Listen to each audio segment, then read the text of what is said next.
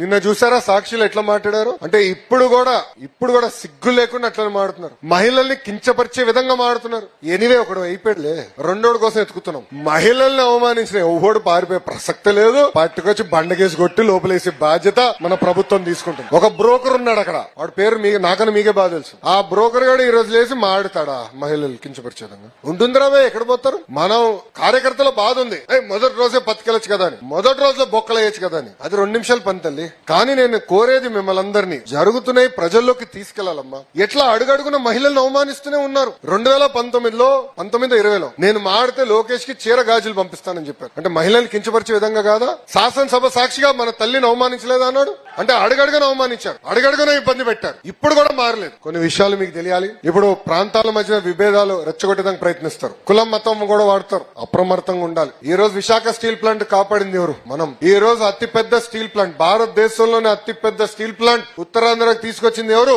మన ప్రభుత్వం. విశాఖపట్నానికి అనేక ఐటీ పరిశ్రమలు ఈ రోజు వస్తున్నాయంటే, టీసీఎస్ గానీ గూగుల్ గానీ ఎన్ని వస్తున్నాయంటే తీసుకొచ్చింది ఎవరు? మన ప్రభుత్వం. రైల్వే జోన్ ఏర్పాటు చేసింది ఎవరు? మన ప్రభుత్వం. దానికి కారణం డబుల్ ఇంజిన్ సర్కార్. కేంద్రంలో ప్రధాన మంత్రి గారు, రాష్ట్రంలో బాబు గారు ఇద్దరు కలిసికట్టుగా పనిచేస్తున్నారు. రాష్ట్రాన్ని ముందుకు తీసుకెళ్తున్నారు. ఎస్, చంద్రబాబు నాయుడు గారికి అన్ని రకాలుగా అండగా నిలబడాలని బాబు గారు కోరతం లేటు ఈ రోజు ఇస్తున్నారు. మీరే ఆలోచించండి. 5 సంవత్సరాలు రైల్వే జోన్ పట్టుకొచ్చారా? విశాఖపట్నానికి వాళ్ళు ప్యాకేజ్ తీసుకొచ్చారా? విశాఖపట్నం ఒక్క ఐటీ కంపెనీ తీసుకొచ్చారా?